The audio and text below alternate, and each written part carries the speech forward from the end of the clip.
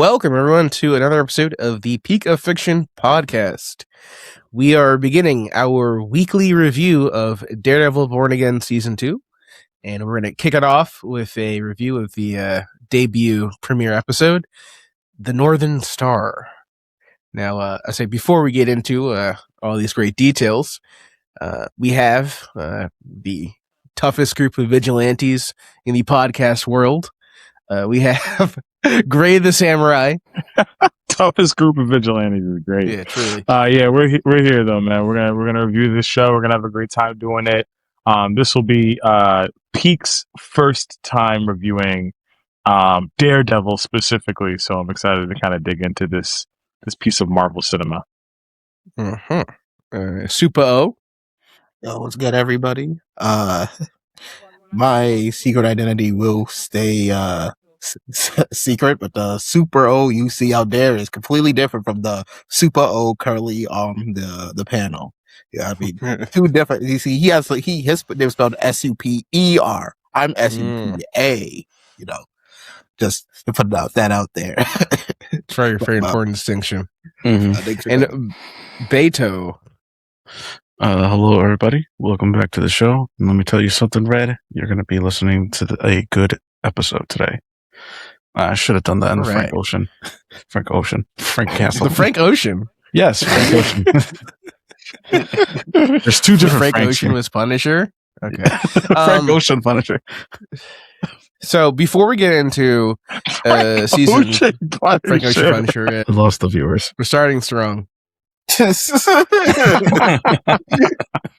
It's Frank Castle, brother. It's all right. I'm not gonna. It's fine. Don't worry about it. Before we get into covering season 2, quickly, how do we feel about season 1 of Daredevil Born Again? I enjoyed it. Personally, when it first dropped, originally I didn't even know it was, because apparently there was like a lot of behind the scenes rewritings and confusions and all of that. I didn't know any of that. I went into it thinking, oh, this is just the Netflix Daredevil brought back. And for the most part, I actually thoroughly enjoyed my time with it. I thought most episodes were pretty gripping, and I enjoyed seeing Matt. I do have some gripes with it. I wasn't a huge fan. Even though I thought it was like an interesting surprise, looking back at it, I think killing off. Can I? I mean, I guess I could. Yeah, We're in season 2. Reviewing season 2, episode 1. Yeah, anything you want to say from season 1, just say it. It's cool. No. So when Thanos killed everyone, so when Foggy died, like in the first episode, or like the first 10 minutes, I thought that was a very. Originally, I was shocked. I'm like, wow, this is crazy. But then I thought, I'm like, I kind of wish we got to see more of him. But seeing the struggle that Matt had with being Daredevil and deciding whether he wanted to continue or not, I think that was where the interest of the series came for me, as he's going like episode by episode, trying to be a lawyer, trying to fight within the law, but the law is literally just not. Just not taken, the law is just too much. So eventually he, is at his lowest. He's just like, you know what? The law won't do it. F it, I will. And I mess with it. I really mess with it. And also Frank Castle's appearance as well is always great to see. I'd say for me, I did know the drama behind the scenes. And for me, I could see the seams of two different shows being stitched together. I think there was a mediocre like MCU show, and then there was like actual, I would say more like classic Netflix Daredevil, and you can really feel it. I think the last couple episodes are really solid. The first episode is really solid. The first episode is one of the most reshot ones. And you can definitely feel kind of like the soul of the show being fought for in it. And some of the stuff, like there's just a few episodes I'm like, I just wasn't a big fan of. Like there's the heist episode, which is all right, but felt really weird. Mm-hmm. And there's a couple more things like in the show, and I'm like, the Mayor Fisk stuff is really cool, like a really good development. But like I said, the show felt kind of disjointed, and it didn't really find itself until the last like couple episodes. And then it really kicked into gear and started telling like its own kind of story. But for a minute there, it really was like, what are we doing? Yeah. Also, the Muse plot line. Muse was weak. Yeah, so my story with watching Daredevil is I had watched the first season and then I stopped long time ago. Like when it was like airing, I stopped. And then, talking to people about Daredevil, like, this is a pretty good show. I enjoyed watching it. And then, I watched Defenders and like the things they built around it. And then somebody was like, yeah, like, man, Bullseye was such a great villain. I'm like, Bullseye? What? He was in the show? I only remember him from the movies. They're like, yeah, you didn't watch season 2? I'm like, there was a season 2? And so I was like, all right, let me watch this. So and it was funny because it was around the same time that Born Again was about to release. This is when I realized that somebody was like, yeah, get ready for Born Again. It was so great to watch Bullseye. I hope he'll be back. Bullseye was in the show? I only saw Kingpin in the show. Like, dude, you missed like 2 seasons. Catch up. I was like, all right, I'm going to catch up. So I watched season 2 and season 3 of the original Daredevil series. And then I watched season 1 of Born Again. And I watched them kind of back to back. Like, I was like, okay, wow, that was a good binge. All right, let me watch the next one. All right, yeah, that was a good binge. All right, let me watch the next one. Huh? Born Again is this really weird thing.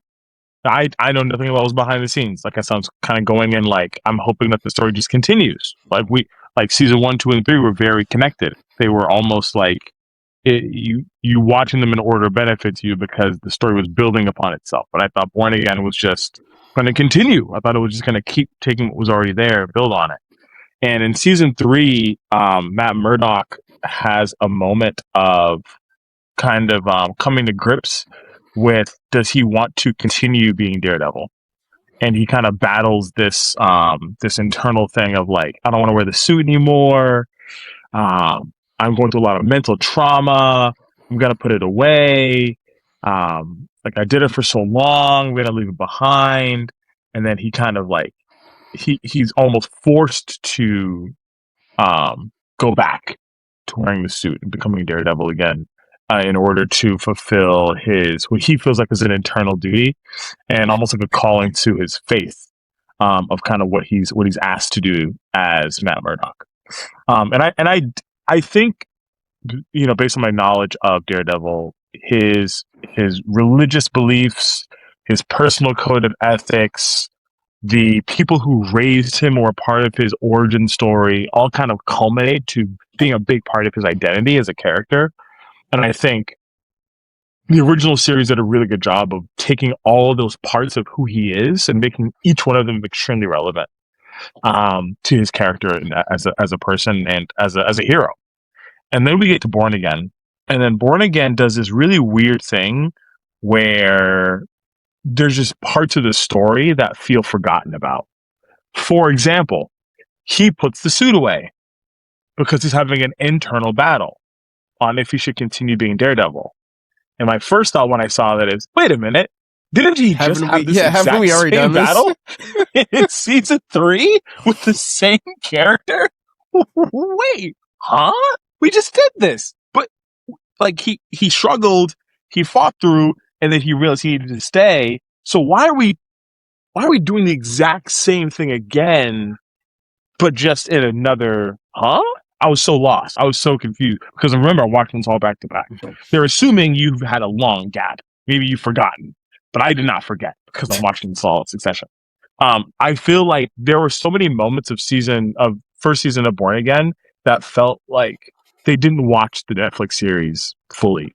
They watched some of it and said, we got this. Like, where's Foggy's girl? Like at the end, like on season 3, she was such a big part of the story. He was like, I'm going to commit to you. I love you. They kind of had this really rocky relationship, and he got on a knee and said, I want to marry you. I want to make you my wife. And like, this is amazing. In Born Again, when Foggy is brutally murdered, where's his wife? Like she's just not Like it's almost like she disappeared. Like she's no longer in the story, right? And I think it did a poor job of rewarding fans of the series. I think season 1 of Born Again at the beginning did a poor job of rewarding fans. It didn't really take into account context that we had built up in the first 3 seasons. However, if I look at Born Again on a bit more of an individual level, and I kind of take it for what it is by itself, and I ignore a bit more of the first 3 seasons of Daredevil, overall it's pretty good. I think Mayor Fisk's ascension to power. I think the interactions that he had with Matt Murdock. I think there's a lot of interesting things that they do. To kind of build on Fisk's story and kind of how him and his wife reconcile and kind of become closer as a couple, and choices that they make in the first season of Born Again. And overall, I think it's decent. I can't even call it good because they ignored too much of the source material for me personally. But overall, I thought it was a decent season 1. It was a decent season 1. Yeah. I do kind of agree with you on the aspect of the show not the show was relying that you wouldn't remember the original previous. Isn't that crazy? Because well, because when I watched the show, I ain't gonna lie, I forgot what happened in the original series, and I didn't watch a recap before watching the new season. So, like, all of this stuff. The ideal viewer. Yeah, I truly came into with the ideal mindset of not remembering the story beats. So, but it wasn't until, like, after rewatching it, the season, and going back to something like, oh, yeah, he did kind of go through that, huh? That he did already do that. Which is kind of a waste of... kind of it's a waste of plot, bro. Yeah, it's a waste of plot. It could have gotten so many stories. They never had so many stories. There's so many comics. It could have done so many things. But this is what we got. Yeah. I think a lot of his stuff, Daredevil, is a lot of his internalized, I guess, like Catholic guilt. And he's always struggling with, like, should he do this? Should he not do this? But this season felt like a very much, kind of like, due to I kind of know as well what happened was going on behind the scenes, and I really want that script. I really want to know what the original script was before they had to redo everything. But there was a scrapped script. Is that what happened? Okay. Yeah, they had an original plan. Yeah. They had an original plan, but then halfway through, all the artists, the actors and everyone, they were like, what are we doing? So they put up their pitchforks, hunted down Kevin Feige to say, let's redo the scripts. And that's what they did. And they made a halfway decent job of this season. Some things were left to just big, huge disappointments of like dropped storylines. Obviously, we already said Muse. Yeah. So many things that felt like there was that Marvel effect coming in, and not the television version that was that really what made Daredevil like a really great character to introduce to a lot of newer fans. But that first season was just a pretty decent run. I actually did kind of like that robbery episode where he just was fighting off that robbery. It felt like a very one shot or some just like simple issue in like a big run of comics. It felt like, oh, I like this. People might say, oh, it's filler, but I think it's like a really decent episode because it's not bad. But either way, by the time the show ended, things kind of got into a newer and impactful storyline. The Mayor Fisk storyline that did happen. I think I don't know if this is like the first time he was being a mayor, right? Because in the show, yes. In the show, yeah. It's the first in time comics, I feel like in comics, I think he did like become mayor like Yeah. Well, not right now, but recently he was the mayor and he went on a whole vigilante hunt. And Mayor of New York, Mayor Fisk. Yeah, you're right. I like this kind of the storyline, even though I don't think it's going to be adapted correctly, because I don't think any of the actors have the schedule to be at the same place at the same time.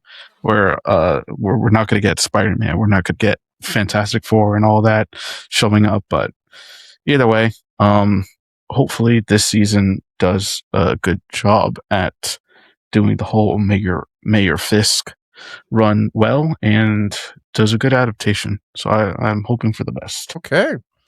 Well, that was a good preamble for the main pod.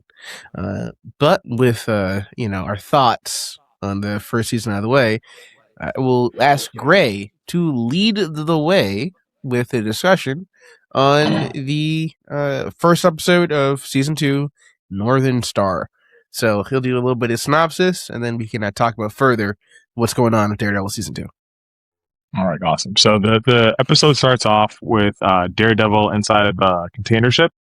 The container ship is called the name of the episode, Northern Star, and they're smuggling weapons to Red Hook port, which, if you're familiar with how season 1 ended, this is a port that Mayor Fisk has decided to use as kind of like the main hub for a lot of his under the table operations, right? So Daredevil is attacking this container ship. There's like armed guards that show up. He beats them all up. He's on camera. He laughs at the camera. He's got his new suit on display with the double D on it, and so the captain talks to kind of one of his crewmates, and the crewmate is like, "Oh shoot, like this is bad." He's like, "Hey, listen, we gotta sink the ship. We gotta we're given an assignment, and as long as we do what we were told to do, we'll be okay. We're gonna drop the ship. We're gonna take care of everything, and we're gonna get out of here." Right? So they sink the ship. They get off the boat, and Daredevil survives the sinking of the ship. The plan was to take Daredevil out with the ship, but he's too tough for that. So he comes out of the water. He survives, but the ship is now sunk. The ship is underwater. The crewmates are free, and Daredevil gets out. When he gets out, please. Yeah, as an introduction, this is a pretty good action scene. This is a pretty good action scene. I think it's kind of indicative of the tone they're going for this season. I guess it's a little more violent bones than even in previous seasons. Are they going a little overboard on the squibs? Maybe. I don't feel like that. Yeah, I'll say this: in like every fight scene, it feels like it's almost like an anime where everyone's just like spitting up, like blood, like in every bit. And I appreciate squibs. I appreciate practical effects and stuff. But I feel maybe they're going a little bit overboard on it because it feels like every single fight, everyone's like, and there's like projectiling with like every hit. That's just a little thing I noticed. Yeah, I mean, I didn't notice it being too excessive, but like, I think it is like Gray said, it is a tone they're trying to set for the season. Just Netflix was also pretty brutal with its fight scenes and its scenes, and I noticed that Marvel was also trying to go back to mimicking that kind of style. Because this isn't your grandma's Daredevil. Yeah. We're hardcore now, okay? I would say that we're real Marvel shows for adults. Yeah. We say the F-bomb. But no, I didn't mess with this choreography, this fight scene as well. It was a cool sequence. Yeah, it was definitely good fight choreography for sure. I do find it kind of humorous that sometimes after breaking a bone, he goes, "Ah!" Yeah. And he probably did it like 4 times. So, like beating a group of guys up. breaking your bone and having his war cry like, I broke a bone. Yeah. Like, that was pretty funny. I was like, all right. You're like, what are you doing, dog? Yo, ain't you 40, bro? Yelling. Aren't you 40 years old, sir? He's very excited. Yeah, he's very excited. He's getting very much into his fights, which is interesting. It's interesting. But so that happens. Incredible fight scene on the boat. Watch it. It's at the beginning of the episode. It's awesome. Really fun fight scene. Escapes their sinking boat, gets out, goes to Josie's bar, reconnects with Karen Page. And he tells Karen Page what's going on. So he's like, I got big news. Turns out Kingpin is smuggling military-grade weapons through Red Hook Port, right? And this is big news because they think that this information will be enough to bring Wilson Fisk down. And that's really their hope. And they're trying to find a way to kind of get the information out and looking for proof that would say that this wasn't just a random shipment, but that this was something orchestrated by Wilson Fisk. They're trying to tie it to his name. So that's what's happening at Josie's bar. Now, Fisk then actually goes to the site of the ship. Sheila mentioned that the ship is blocking the entrance to Red Hook, so nothing can really land until they clear out the wreckage. But Fisk has a certain kind of communication that he wants to get out about the sinking of the ship. He says out loud, "This was a terrorist attack." That Daredevil initiated, right? So he's trying to get out this perspective that Daredevil is a terrorist attacking New York, and this is an attack that he made on the city on this boat. That's kind of part of his angle. And then he talks to Powell to kind of organize someone to be able to get the items that are on the boat off the boat before they begin to clear the wreckage. But he also asks him, like, "Hey, who knew what was on that boat? Like, who was in the loop?" And then he mentions, "Hey, the only people that knew," Buck mentions to Fisk, "the only people that knew that someone was on this boat were the captain and that first mate. That was the only people who knew what was on this boat." And so he kind of does. It's kind of like a dual attack. He's like, "All right, we're gonna hunt down Daredevil and Karen Page. They are the ones responsible for this terrorist attack." But he's also like, "We also got to find that captain, that first mate. I want you to find them. I want you to hunt them down, so that way they are not causing problems for me." And so the information about what happened with the ship ends up making its way to DC, and then this is the first time that we meet this character named Mr. Charles, being played by one Matthew Lillard. Lord, They put Charles Xavier on this? Yes, sir. Well,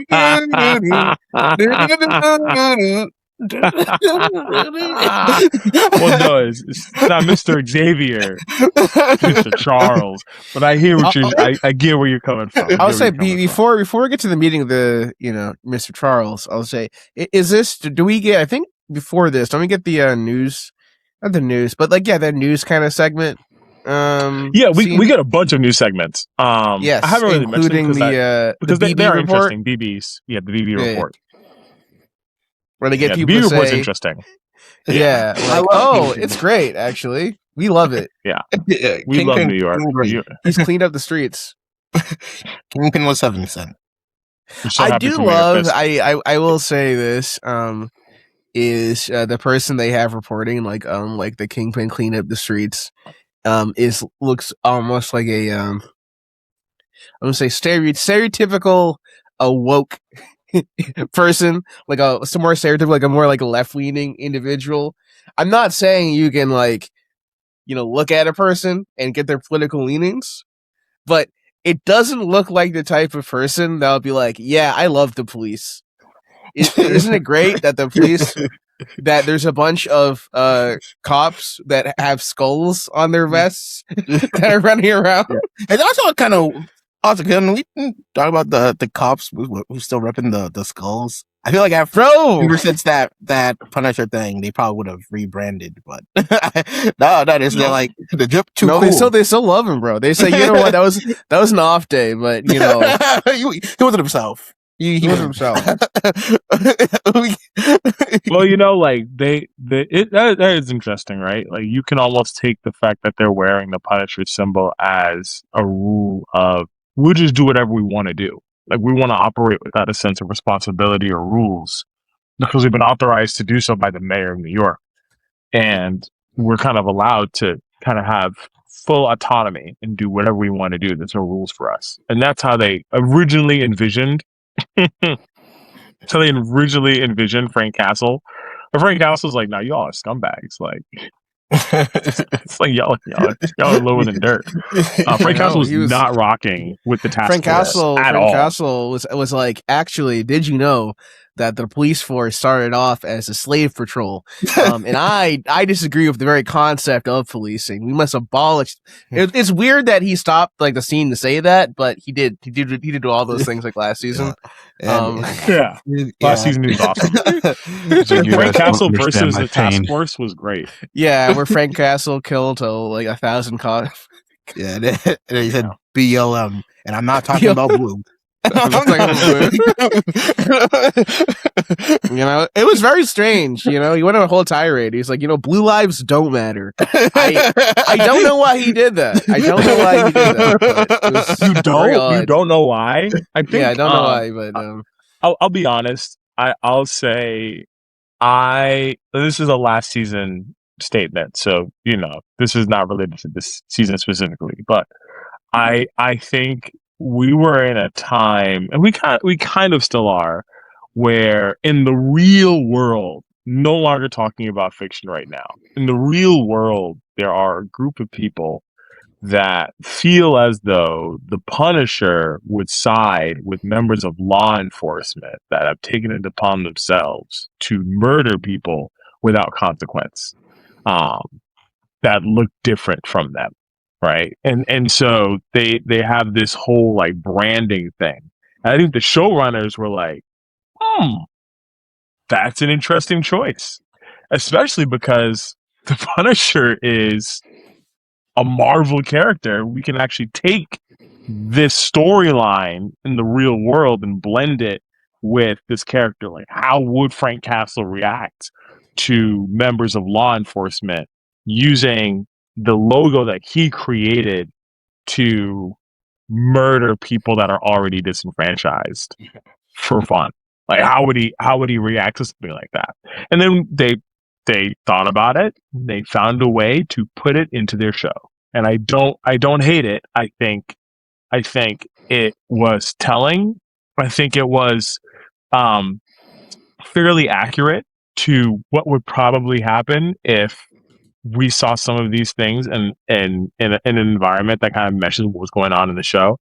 And it checks out, man. Frank Castle doesn't hate the little guy, but he does absolutely despise criminals and people that use their power for sinister methods and that think it's okay to just take lives and to harm others because you're stronger than them. Like, he hates bullies. Like, he's firmly against that mentality. So it was interesting to kind of see those two worlds collide.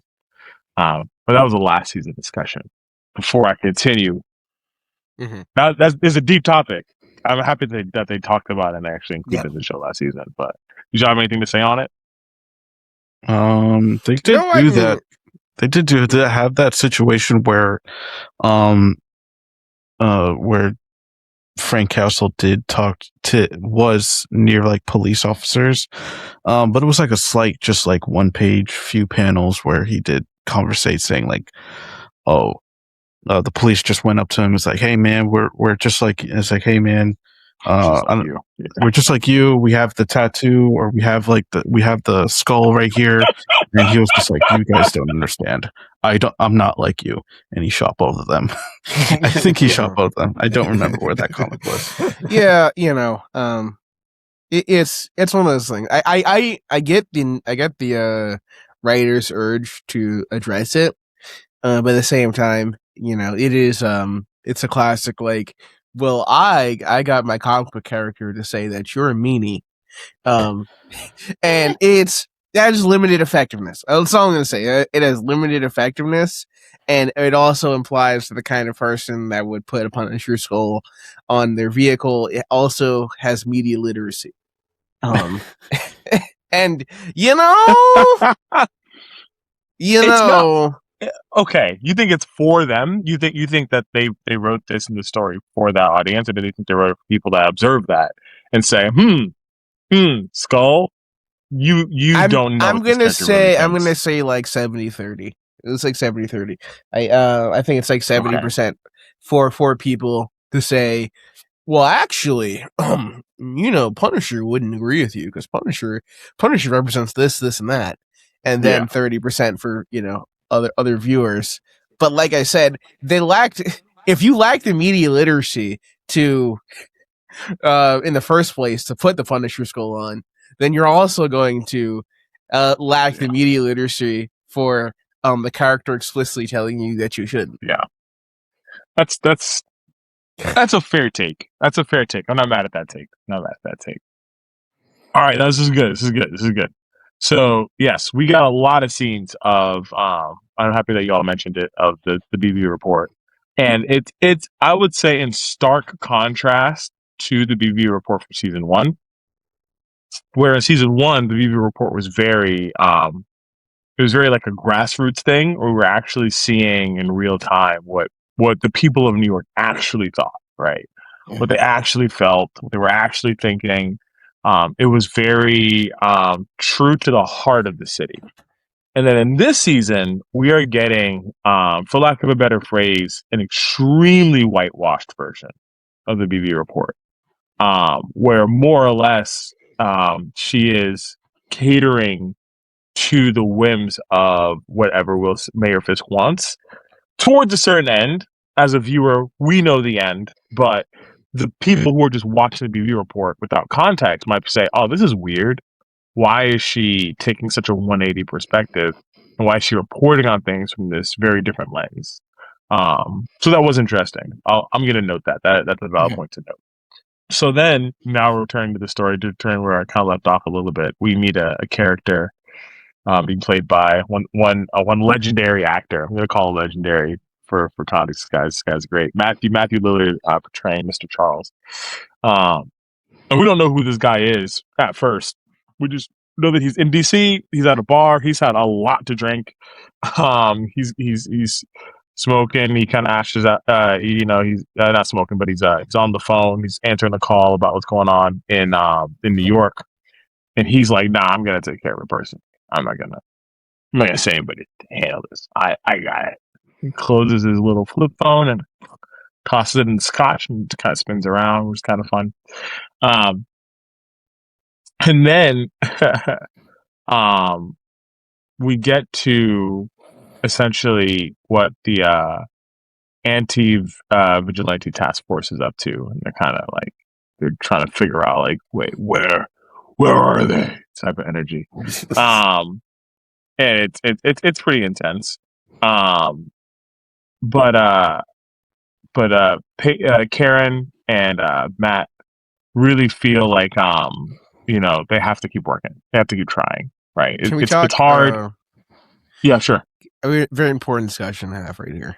Okay, we got to talk about Karen's wig. It is. All right, bro. It is a sight to see. The one. Well, okay. I'm talking about the one whenever she's undercover. Yeah. Whenever she the undercover wig, and I thought you were talking about like the actress in general. No. I'm not that. I'm not that deep. But the wig, the outfit she has when she's like quote unquote like undercover is hilarious. I love her. That bob wig she has, it's the craziest, most obvious wig I've ever seen. She's like, yes, I'm a true infiltrator, and a spy and a thing.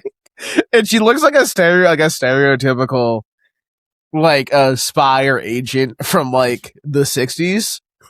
Mm-hmm. And it's great. It's great. Whenever she's meeting someone under the bridge and she's waving that, moving around with her bob wig, is incredible. When she's in the store and they're passing information, she's walking down oh yes, I'm so stealthy. Nobody can tell that I'm doing anything suspicious. As she's moving around with her wig. It's great. It is pretty great. I will say though, full stop. The wig is enough of a disguise. It is. It is enough. It's enough of a disguise where it doesn't look out of place on her. Yeah. It just makes her look different enough, right? Or she goes into the corner store and she gets an envelope from someone who leaves her that envelope with information that can give them the names of the captain and the first mate, so that way they can know who to find, right? Who to find? Where do I go to find these people?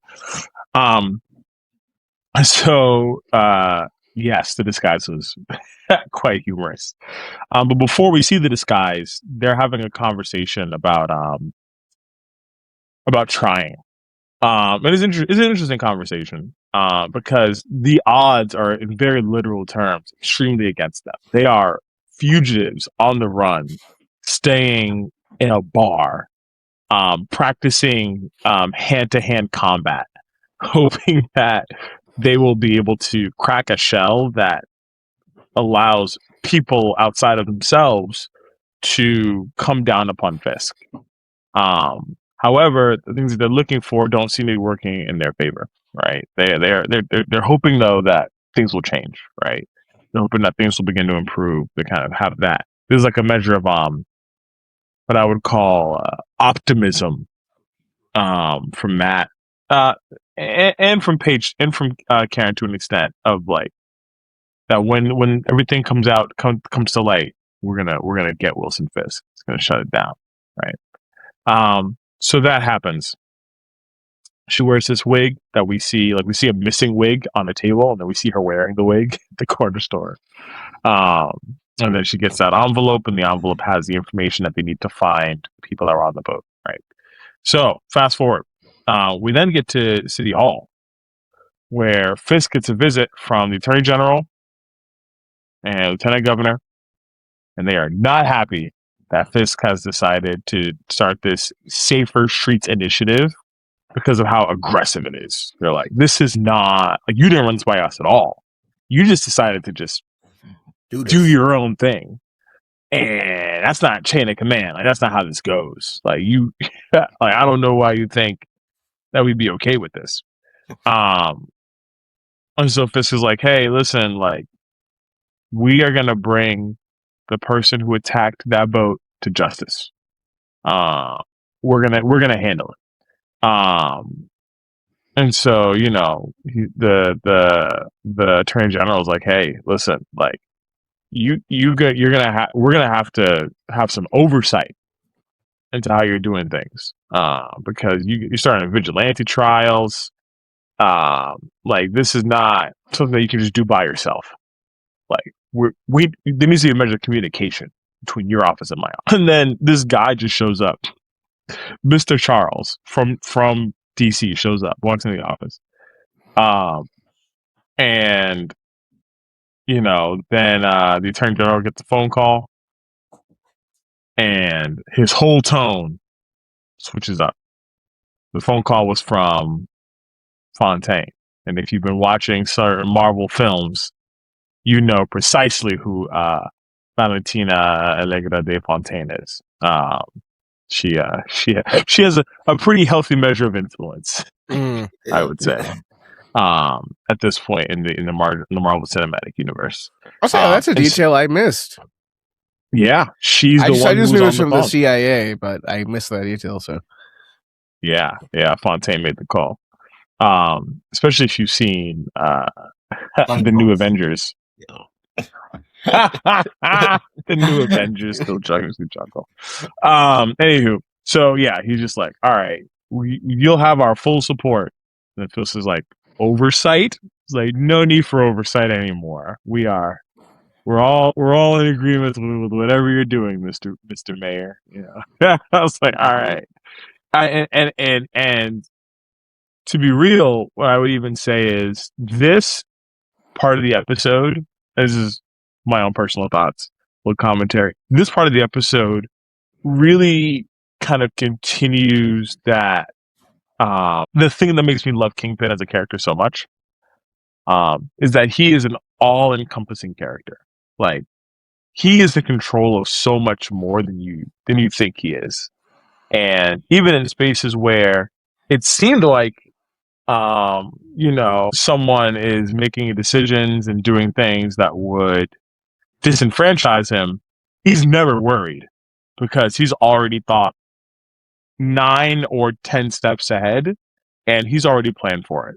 So the thing that you are bringing to him, his contingency plan is already in play the moment that you thought you had a choice or you had a chance or you were making decisions or you had a thought process you were going to initiate. None of it matters. I think it's very interesting as a character. Yeah. We'll say. Oh, we say no. Oh yeah, no, I was just gonna say, like, he knows how to push just the right buttons so that they fall in the place that he wants them to fall.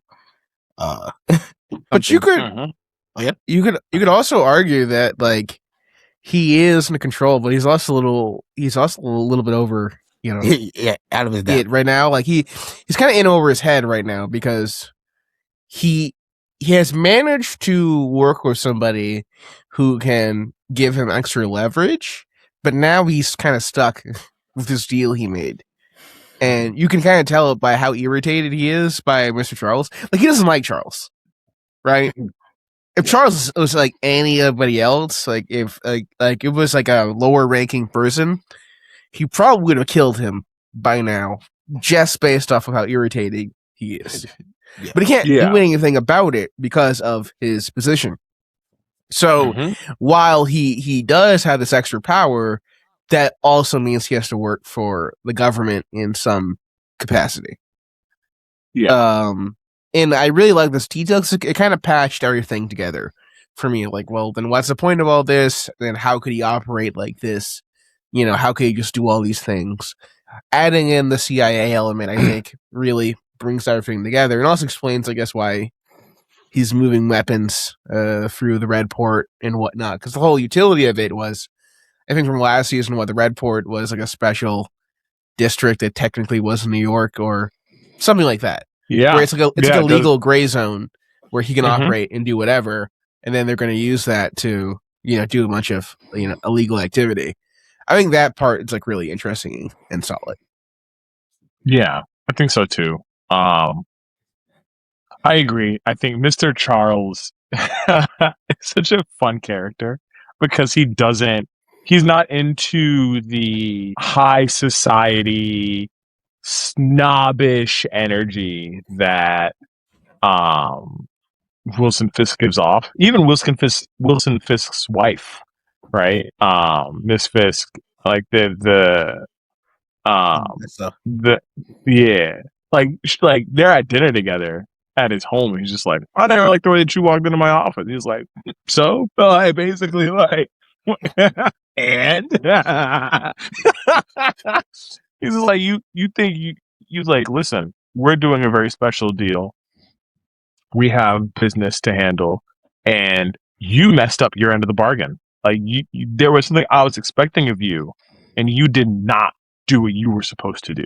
He said, well, we'll get things figured out. And eventually they reach a consensus, but I think, in line with what you shared, Bait, Mr. Charles ruffles his feathers because he's not afraid of him. And he refuses to fall in line with what Wilson wants. But everyone besides Mr. Charles, 1,000,000,000% is falling in line because if their backs are against the wall against this guy. This guy has so many layers he's thought of. It's really interesting to see. So then we reconnect with Dr. Heather Glenn, Matt Murdock's ex-girlfriend, psychologist, and she's doing a psych eval of Jack. What's his last name? Duskany. I forget how to pronounce it. Yeah, yeah. I'm butchering it. Swordsmaster. Swordsman. He Oh wow, you got that wrong. Yeah, he might be right. Actually, it might be Swordsmaster. Yeah, I think Jack Duskany, Swordsman. Yes, Swordsman. Yes, very Zorro coded, which is kind of funny. Anywho, so he's on trial for vigilanteism. And he's saying, "Hey, like, I want to see my lawyer. Where am I? You claim you're an impartial observer. I don't believe you. Like, I know you're working for Fisk. Like, this is like you're trying to set me up. Like, this is ridiculous." And he denies all accusations of being a vigilante. He's like, "I'm not a vigilante. What do you? This is ridiculous. Like, what do you mean?" He doesn't want to cooperate. But Dr. Glenn, she's still kind of coming to grips with the trauma of what she experienced from last season, Muse. And so what she does is she starts to play hardball against Swordsman. Yeah, Swordsman. She starts to play hardball would be a better name, but what can you do? What can you? It's not our choice, really. Yeah, we're merely observers. So she starts to play hardball against Swordsman, and says, "Hey, you know you're being detained under the Safer Streets Act."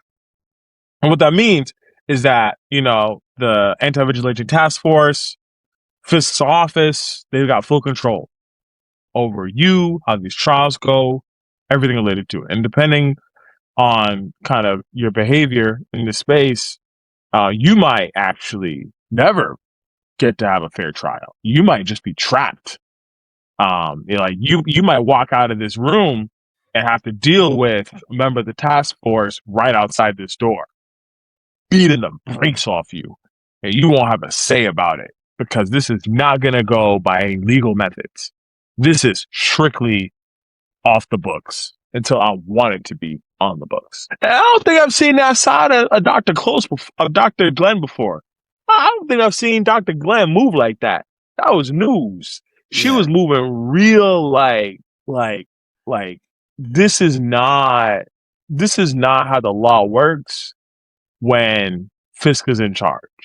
But she was perpetuating that level of aggression. She felt I might even say, yes, the way that Kingpin's character works is you have a measure of power and influence based on what he decides to allot you.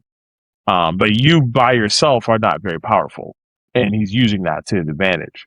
So in this situation, she was using her measure of power to decide how Swordsman would begin to talk to her and begin to show her more respect in that space. It is wild that Swordsman has got wrapped up into this because I know this is more of like an MCU thing and how he's been used, but he really hasn't done anything of note.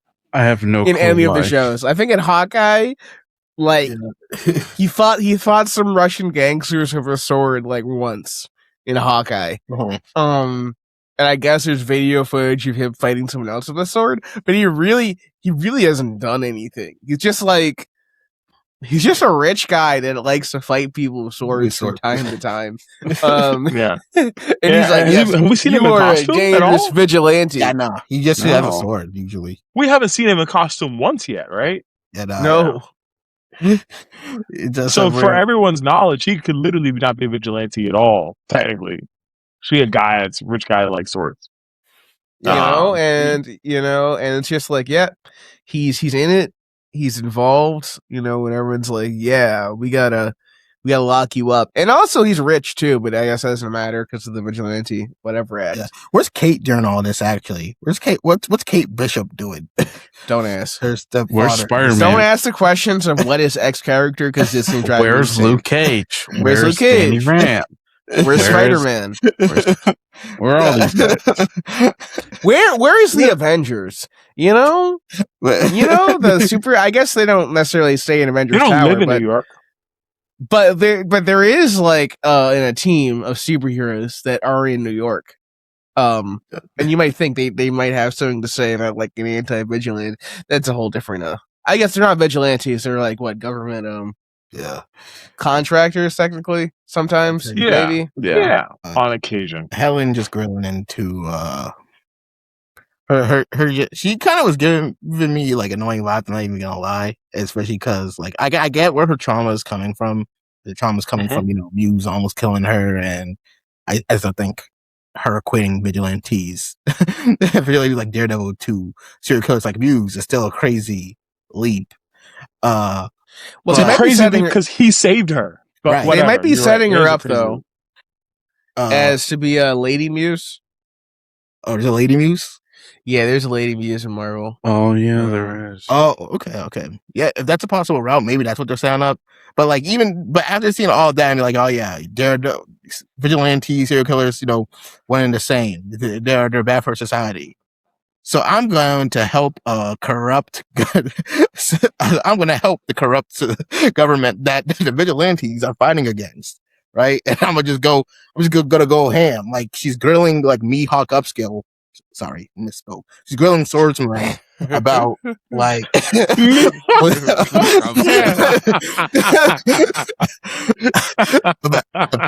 about all the things he's doing.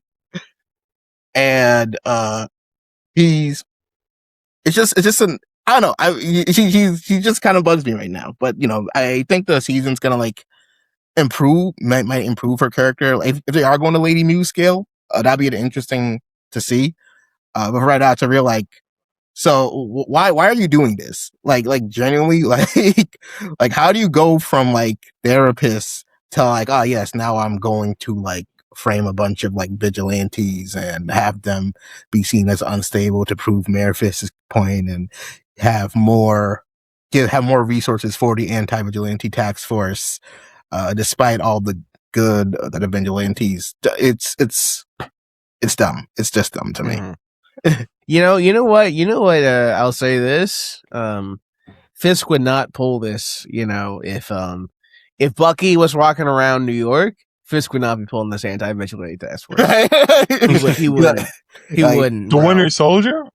Yeah, bro. If Bucky was walking around and anti-vig, he'd be like, "Nah, bro. Actually, chill on that." Like, here's the next question. Where's Bucky? He's a congressman. He is a congressman, isn't he? He is a congressman from New York, and an Avenger as well. That is interesting. It's one of the new Avengers. You're right. He's one of the new Avengers, a congressman, and an ex-Hydra agent. One could assume that Wilson Fisk planned for that and decided to hide all activity of what he's actually doing in New York from the eyes of those that would stop him. Right. One could assume. As soon as Bucky, walks around, he's like, everyone hide everything, and everyone just flips the tables, turn over all the anti-vigilante posters. Like, sorry, where's who? Yeah, it's all good. Literally. Everyone's good. Yeah, it's very, very Wilson Fisk coding. So Swordsman then just answers our questions. He's just like, man, I'm gonna get like my face bashed in if I like decide to not play ball. I'll just play ball and then like live. I do, Loki. I hope he gets some moments, but I still feel like they're wasting this actor. That's my main problem with like Swordsman and whatever is I think they're wasting too much. They should have done more with him because like he's an amazing actor. He was great in Better Call Saul. Oh yeah. And also in I just seen him recently. He was like in a new movie with Dave Bautista. Yeah, and I think they're just like kind of squandering his potential for being this show. And I feel like they've done that for a few actors. Yeah. Like also, you could also say for Better Call Saul, they squandered Michael Mando I mean, I guess they're kind of using him now in Brand New Day, but they're kind of like, which one's that? Like, I hate when the MCU gets like a really talented person, and it's like, yeah, play a bit role and kind of like do nothing. Who's Michael Mando? Who do you portray? Scorpion. He's gonna be the Scorpion. He's just now getting something after like, I don't know how many years, like almost 10 years, really. Yeah, it's a long time. I mean, he might have something. He might be more than just a one-off scene villain. I have dreams too. Scorpion is a fairly common reoccurring villain in Spider-Man stories. So yeah, we'll see. Only girlfriends die in Spider-Man stories. Yeah, his villains don't die, not often. So we then go to the law offices, Murdoch and McDuffie. And my oh my, are things going absolutely bonkers because they are getting an enormous number of calls because there's so many people being targeted by Fisk and the anti-vigilante task force, and this law office has said, hey, if you can't find protection and if you have nowhere to turn to, like, turn to us, we will help. And there are many people that are feeling like they have nowhere to turn to, and so they are blowing up the lines for Murdoch and McDuffie right now. And so she's delegating. She talks to Cherry and says, hey, I got some cases for you to look into. And Cherry's like, hey, all of these cases and more are related to Mayor Fisk, the anti-vigilante task force, and people that look into that stuff tend to just mysteriously disappear. We don't know where they are. They're just gone off the map. This is not a good idea. And she's just like, yes, well, we will find them. We will figure it out, and I want you to look into it. And so she kind of tasks Cherry with digging into this information. But she also mentions that, she's concerned about Matt. Like, this is her business partner. It's Murdoch and McDuffie. So they're supposed to be in on everything. Unfortunately, she can't know what's really going on. All right. So Cherry's like, hey, listen, Matt's fine. Don't worry about Matt. Matt's doing okay. I hear you. But then you got to think about episode 1 of Born Again to understand what happens to people that kind of are close to Matt. Yeah, but I mean, a lot of people are close to Matt at this point. And I feel like if she at least knew what Matt was, like, she'd be cool with it. Probably initial, like, oh, you didn't tell me who you were. It's too much risk, bro. It's too much risk. I agree with O. This is being done for drama down the line, which is whatever. You gotta do things for drama. But this feels like, you can set up people like, oh, you don't think Matt? There's a valid reason for her not knowing? No. Yeah, I mean, like, Cherry knows. That's crazy, bro. Well, no one, like, the minimum number of people need to know. Like, anyone who can influence what's going on should know. Like, Cherry can influence what's going on. He has a measure of control. To be candid with you, Kirsten McDuffie has no, like, she can't help him.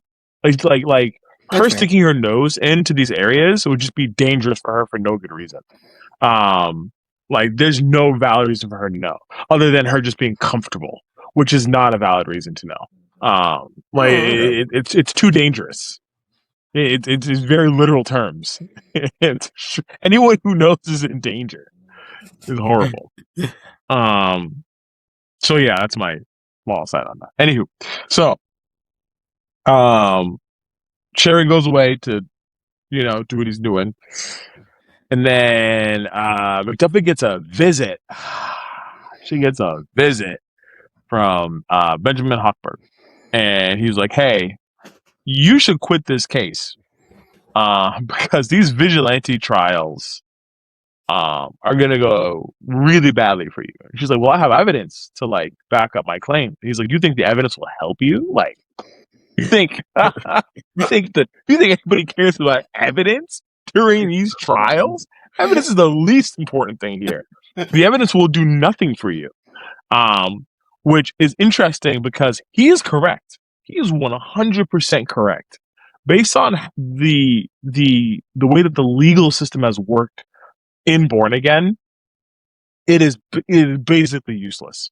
Even in a situation where a vigilante got to walk free after a trial where he protected someone innocent in season 1, he was then gunned to death. So like it doesn't really matter what happens in court per se. These vigilante trials are going to go exactly the way Will Smith wants them to, one way or another. Simple as that. However, even with all that knowledge, and she has the context of what happened. It was a White Tiger, I think the character's name was. Yeah. She's like, no, I'm still not gonna fold on this. Like, I'm gonna stand 10 toes, and I respect that. That's hard. So then, we then go to Cherry and Matt, kind of having a bit of a conversation about what happened on the North Star, and like Matt's like, man, listen, like what was on that boat? Military grade weapons. Like, who is Kingpin working with right now? What do they need that kind of firepower for? That's a lot of firepower. Like, they look like they're ready to go to like a war. Like, what is happening right now that Wilson Fisk needs military grade weapons? What's going on right now? Which is a valid question. I agree. And so they're kind of like, all right, well, most important order of business, we got to expose what he's doing. This is very illegal. This is crazy. Like, this should not be happening. But Cherry's like, hey, listen, man. Beto, if you had to guess, based on comic book knowledge, who do you think Fisk is delivering these military weapons to? If you had to make an assumption. I mean, I could say the Hand, but the Hand usually doesn't use guns. So the Hand, they don't use guns, bro. No. So I don't know who. Tombstone? It could only be Tombstone. Nah, that's Tombstone's competition. Tombstone is competition. There's one possibility. Massacre. Yeah, man, everyone's favorite Spider-Man villain, Massacre. Bring in Massacre. You know what? We need that character in movies today. Massacre could be a fun villain in Daredevil. Probably, maybe. Time to kill some time and people. Because the thing about it is, he does need the weapons for the task force. Because, you know, let's face it, it's New York. It's a modern day police outfit. They have military grade weapons already. They're well equipped, and the CIA is involved. So it's weapons that he has to bring through Redport for somebody related to the CIA. I'm just curious. I'm like, who could that be? Because I don't know off the top of my head. It could be a new entity for the show. It could be a comic book entity. I just don't know. Yeah. We haven't met them yet, possibly. Right. Or, they don't use guns, but probably competition. I forgot what his name is. He was in the first Spider-Man game. Mr. Negative. Oh, Mr. Negative. Maybe even like an organization like AIM, or something.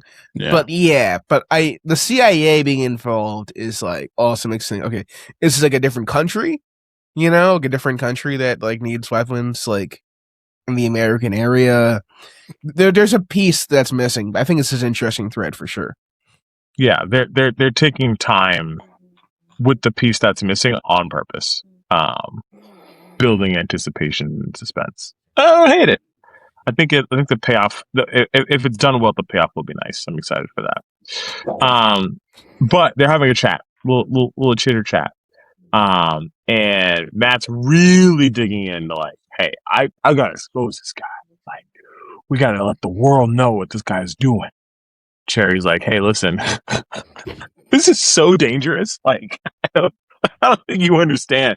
And the deeper you dig, the worse it will be. The worse it will get for us. So Cherry's like, listen, I'm willing to look into it. I'm gonna try to find out, you know, who was on the boat, details about them. where they're at, you know. But McDuffie's worried, you know. Kirsten's worried about what's going on. You got to reach out to her. And Matt's just like, yeah, no, it's dangerous. I reach out to her, and they connect her to me.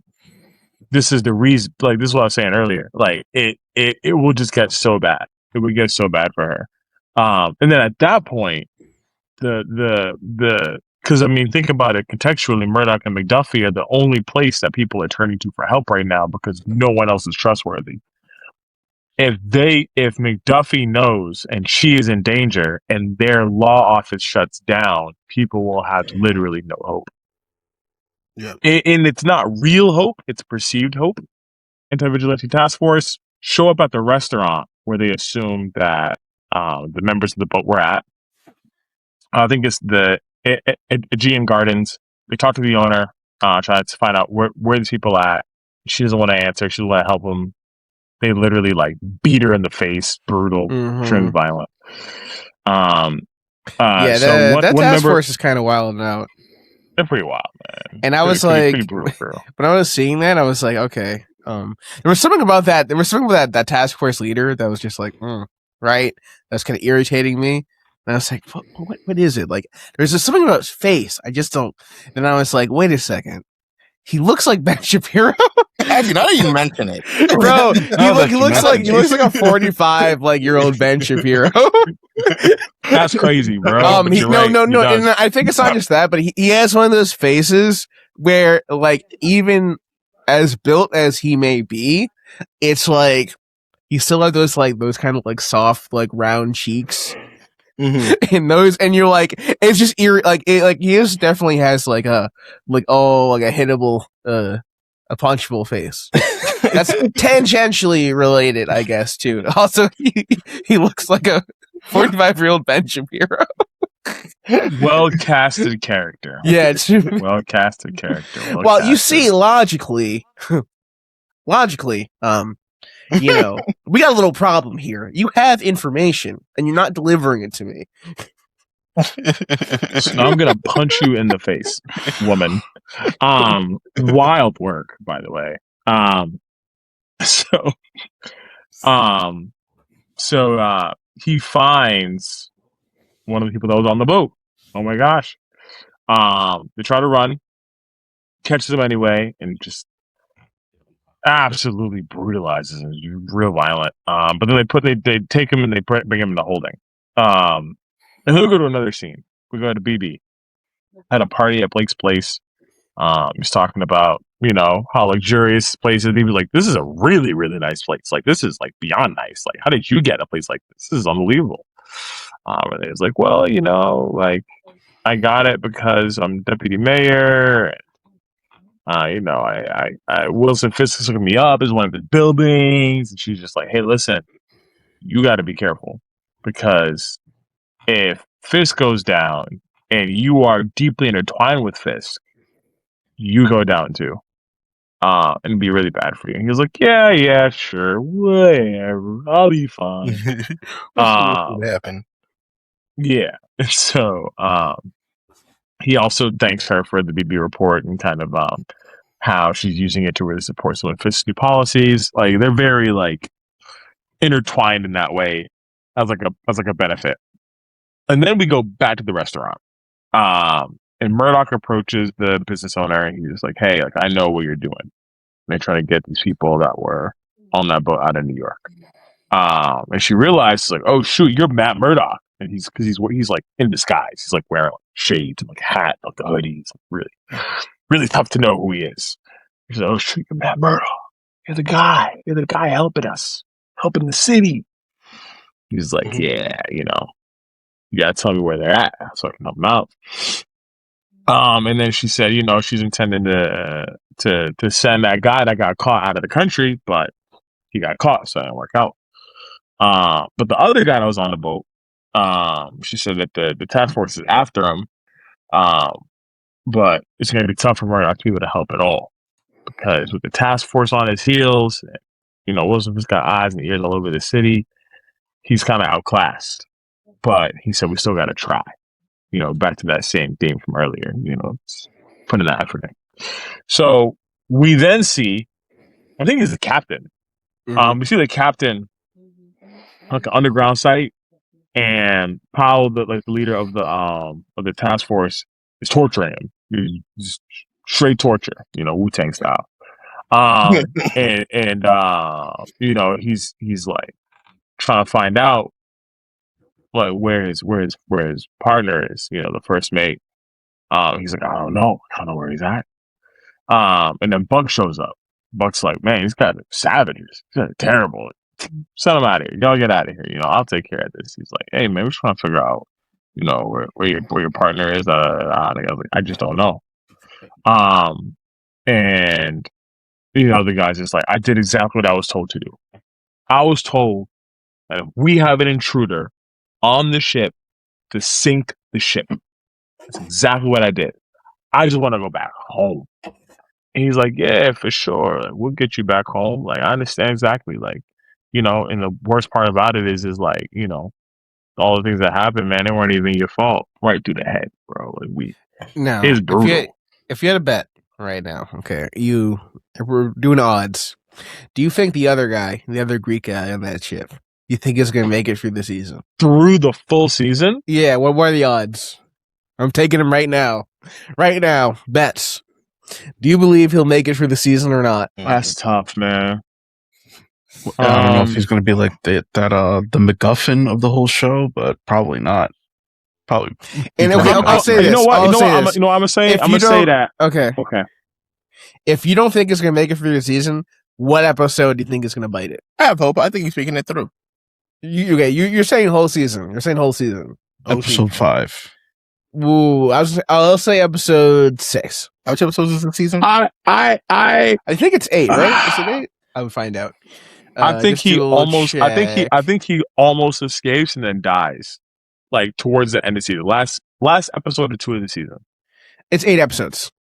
Like he's right there. I think they're gonna. They're gonna dangle the carrot of like, yo, he almost lived. Like he almost made it away, and then they got rid of him. So what episode? There's no way Kingpin's gonna leave loose ends. Kingpin will not leave loose ends. That's never happened. We've never seen that before. So what's your bet? Real. I'm saying last episode or 2 he dies. Okay, so 7 or 8. 7 or 8. Yeah, 7 or 8. Oh, you want me to pick one? Pick one. I'm gonna say 7. All right, so we got 5, 6, 7, and then he makes it through the season. All right, yeah. We're gonna see. We're gonna check in. We're gonna check in for a bet. We're gonna see whose parlay hits. Whether this man lives or dies this season. Parlay. Loser twerks on the camera. Said that. So he gets gunned down. This scene was also pretty brutal. I'm not gonna lie to you, bro. Like we see a little bit of his brain matter on the camera lens after he gets shot. That was pretty intense. I didn't kind of expect that. Yeah, and there was even like I like the effect that they had where some of the blood actually hit the camera too. That's what I'm saying, bro. It hit the camera, bro. First time I was tripping, I'm like, yo, did my thing just my phone get smudged? Yeah, like what am I looking at right now? It's pretty. They're really leaning into we're on Disney, but we're not a kids show. Yeah. It's very much like listen, the mouse is doing raw stuff in 2026. That is what it is. So now we get to the scene that I was talking about earlier, where Mr. Charles and Vanessa and Wilson are kind of together at the mansion, and they do not like how abrasive Mr. Charles is. They do not like him. They're not a fan. But he says, "Hey, I appreciate your cooperation." Anyway, he said, but the North Star situation is getting out of hand. Like this is not what we planned on. The task force is working on salvaging the shipment, according to what Wilson Fisk says. He says, "Hey, how sensitive the circumstances are you gonna kill the guy that offloaded the ship? Are you gonna take him out? That's what I'm gonna need you to do." I mean, he's like, "Well, they're really good guys. Like, they're loyal. They do exactly what I say. Like, it's hard to find people that are that loyal." Charles is like, "Hey, listen." He's like, "I will give you people that have no ties to anything. They are from a bunch of different places. They all know each other. They'll offload the ship, and then they are my hired expendables." And so they were like, "All right, cool. As long as it can't be traced back to me, Can we trace back to you? Can we trace back to us? I'm cool with it. So then they work that out. So then BB, so we go to a different scene. We go back to BB after the party, right? It's like a soap opera, one scene to scene. I'll go to BB after the party. And BB meets up with Karen Page. And they're talking about how BB has to manipulate Blake to get intel on what Fisk is doing. And then Page brings up Ben Urich, and how close he and Karen were, and she says she still feels guilty because she thinks that the only reason that Fisk killed him was because of Karen, and she just doesn't want BB to follow in her uncle's steps, and she wants her to be alive. She makes a statement of the way that we repay the dead is by not following in their footsteps. She is citing that famous video of Kingpin versus Ben Urich on YouTube. If you're familiar, there's a popular Kingpin, how they do all the fights on from the season, and there's a Kingpin versus Ben Urich, and it's about 30 seconds of Kingpin just strangling Ben Urich to death. A wild scene. But it happened. Yeah. These are events that took place, Kingpin's man, oh man. So that happens. And then we go back into the psychiatrist, Heather Glenn. And Heather's she's looking at the results of Swordsman's evaluation. She gets a call from Hochberg, who we remember talking to Duffy about kind of how to handle the situation, Chris McDuffie. And he's kind of preparing for things with this case, and he's not really happy with her report. It leaves her a little room for doubt, and he just really wants Swordsman to look like a sociopath. He wants to really paint him as a nut job, so that way the case is a little stronger. And so, Heather Glenn experiences a little bit like a flashback. She's thinking back about Muse, and she's just like, man, these vigilantes are really dangerous. They wear masks. Masks scare me because they make me think of my attacker. So you know what? You got a deal, sir. I'm gonna paint whatever picture you want me to paint. And then after kind of agreeing to those terms, Hopper's like, hey, we should go on a date sometime. And she was like, click. she's not really gonna do all of that, but she's down to play ball to an extent. So yeah, it was crazy. He's pushing it. Anyway, so we get back to the bar. Murdoch and Paige are kind of doing their little training thing. And he kind of explains what he learned from the restaurant owner. And what she's doing to help people get out of the city with how crazy New York is right now. And he also thinks, that the information that she has could be useful during these trials. And so, Karen asks Matt if he misses working at Nelson, Murdoch, and Page when Foggy was still around. And he says, I'm not really thinking about that much. I really focus on kind of the future, and things that are coming up next. But then, he asks her, how do you feel about it? You miss it? And Karen was like, every day. I miss it every day. And their facial expressions in the scene, I think, were great too, because they really carry this weight of how heavily Karen is taking it, because she's not fighting crime every night. She's just a civilian battling this one man army, basically. Yeah. So she doesn't really have a way to de-stress and get her rage out from how she's feeling. Yeah. Whereas, Matt, when he's putting on the mask and he's going around beating up criminals, he kind of feels all right, this is a way for me to kind of get out how I'm feeling. Karen doesn't have that. So she's in her brain, just man, I really miss the days that we had this. And Matt's so focused on like, all right, how do I take this guy down? Like, what do I have to do? What do I have to learn? What do I have to present? What do I need? It was a really interesting scene. Kind of see the two different perspectives of these two different characters together in that space. You have something to share, Super? Yeah. I was gonna say, no, I think that's a very interesting dynamic that they have in conjunction, because they are like very outnumbered. Because outside of those two and Cherry and whoever else showed up at the bar at the end of the season 1, they're very outgunned, and really only one of them knows how to fight. Well, now too, because Karen has been in the gym. She's been lifting her weights. Do go to her Pilates classes. You know what I mean? So it. But yeah, like you said, it is like a very much like she can't really do much to get her stress of the situation out, and she don't really do what she can as a civilian. But I am interested to see how because I don't really think because she's not at the lawyer firm. I don't even know what her actual.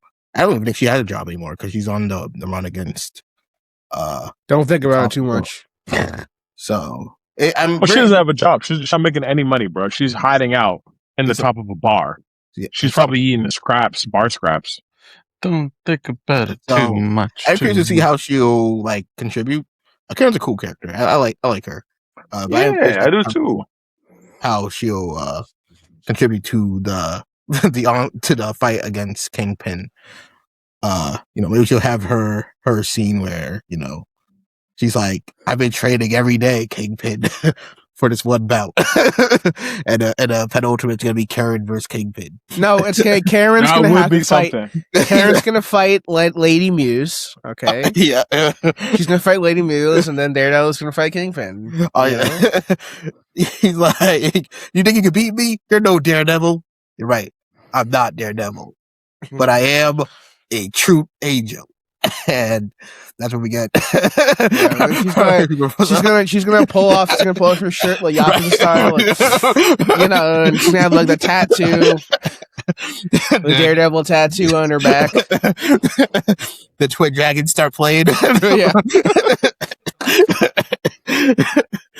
But yeah, next level, man. I like Karen. All that to say. I mean, she's a good character. I think she does a good job of keeping that balanced. Yeah. It's definitely needed. It's not that foggy. Yeah, she's definitely needed. I think if we didn't have her at the end of the first season of Born Again, Matt spirals and then he never recovers. I think she's important for a variety of reasons. So I agree with you on that. That's a very valid point. So then we get to Cherry. Cherry's in his house looking at all these cases from McDuffie. I'm trying to think, oh man, I gotta go through all of this, but I'm gonna figure it out. We gotta work through it, And then he gets a knock at the door, and I'm not gonna lie, man, my heart sunk. The scene was heavy because we knew who it was, and we knew that there was no one else in that house with him. He's by himself. It's the task force, the anti-vigilante task force, and they want to find out the whereabouts of the members from the ship. So they're torturing him. They got him tied up to the chair. And he's not saying anything. He's getting punched in the face. Punch like a girl. Like, I'm mad. You said I punch like a girl. I'm going to show you how hard I punch. That's what just beating the snot out of this older guy. It's crazy. And so then Daredevil shows up, and he's great. Another great fight scene. The episode starts with a really good fight scene and ends with a really good fight scene. I'll say that. So he fights to save Cherry, trying to help his friend out. And so he's fighting off the task force. But he's listening to Cherry's heartbeat. And Cherry, in this scene, in the middle of all that's going on, is experiencing a heart attack. And because Daredevil can hear his heartbeat, he keeps thinking of Foggy. And it's distracting him from the fight that he's in the middle of. And the distraction is enough for him to get dropped. The task force brings him down. And they he's dizzy, he's been knocked around, they're pulling his mask off, and they finally see his face. Oh my god, it's Matt Murdock. What? And then right as they are reacting to that moment, and they're gonna take them out, they all get killed, shot dead, just brutally murdered. And then we see a knife, a knife with a bullseye in the middle, and the words around it saying, "You're welcome." Goat's back, brother. The goat is back. Yeah, right in front of Matt. What a great way to end the first episode. But yeah, essentially, Bullseye is protecting Matt's secret. You could say Really the great end of the Northern episode. Star had two meanings in the episode title. Because one, you had the Northern Star, that's the name of the ship. But also, crucially, Bullseye is searching for his North Star or his grounding mechanism for, whatever he wants to do in life. So, I guess, the obsession of Daredevil continues. Yeah. For sure. And that's how the episode ends, that is the first episode of Daredevil season 2 from Born Again, the Northern Star. All right, that's a pretty good episode. Would you rate it peak, mid, or trash? I wouldn't even put mid at that, but I guess peak, mid. I would. If your peak is wavering, then it's mid. Then it's mid. For me, I think this is. I'll say this. I think this episode is a good start to a season. It sets up a lot. There's a lot of starting plot lines and elements that they're going to explore later down the road, and I can't wait for them to explore later on the road. To be honest, I think judging this episode, if we were to judge this episode compared to a typical prologue, I think it's fairly decent. It does its job. And it establishes the stakes and establishes these characters and elements that are coming in, and that will be important down the line. But for me, I just don't think it did for me it meets expectation, but it doesn't. Just this episode didn't do enough to really overcome said expectations. You know what I mean? And I kind of just reserved peaks for first episodes or four episodes in general or seasons in general that surpass the expectation. That's kind of like a line. So for right now it's like a mid for me. But like I said, it's a high. If I were to give it like a high peak, well, it'd probably be a high mid. But as we get down the road and as these plot points are still being developed and we see how they come across, how they develop, that could definitely change to like a peak. But for right now, it is like a mid for me. Or did you just this episode? I concur. I would say this is a high mid, but it's mid. It's good. It's good. And when I say mid, don't take that or when we say mid, that's not an insult. Okay, it's not. We're not saying it's bad. We're saying it's not the best. Okay, mid for I guess can range anywhere between 6 to 8 out of 10, and it's definitely closer to 8 out of 10 than 6. Yeah, for sure. How about you, Gray? What do you?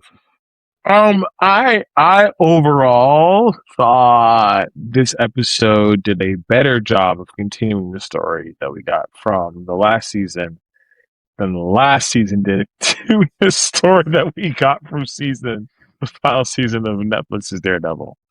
However, I will say that they are doing a lot with a little. Like we're getting introduced to new characters. We're kind of moving in a new direction. Like the Northern Star boat situation as a plot point from where we ended last season is very low energy. I will say, like, I was hoping for a more intense start. to this first season. I think the fights were cool. And I think that's a really strong point of Daredevil is that the actor who portrays Daredevil does a really good job of kind of falling in line with that fight choreography. Like he nails it. Yeah. Every time we see him using combat on screen, it's amazing. I think the fights are yeah, bro. He's locked in, bro. He's super cold. I think the fights are great. I think some of the story elements were a little odd. I think introducing a character like Mr. Charles in episode 1 is fine. It's totally fine. But like we're seeing things happen, we don't know who's controlling what. I think there's a little bit of ambiguity there with who's doing different things and who has their hand on the pulse of the situation. Because of that, it's tough for me. I liked it a lot. I think your ratings of putting it in the mid tier are interesting. I don't hate that. I think it does a good job of continuing the story, but it has a bit of disjointed elements. Too many, actually. So for me, I'm actually going to rate it mid. I do want to. When I first watched, I was like, man, this is great. This is probably like low peak for me. But like as I like looked back at it a couple times, I was like, well, actually, they were trying to they were doing it quite a bit with a little bit, but I think there was opportunities for them to kind of take a different direction. They shouldn't take those opportunities. So I'm gonna rate it mid. Yeah. All right, so yeah, I think we're you. Yep. Yeah, no, I was just saying. And also the JJK finale like came out this week. So anything in comparison is kinda automatically like it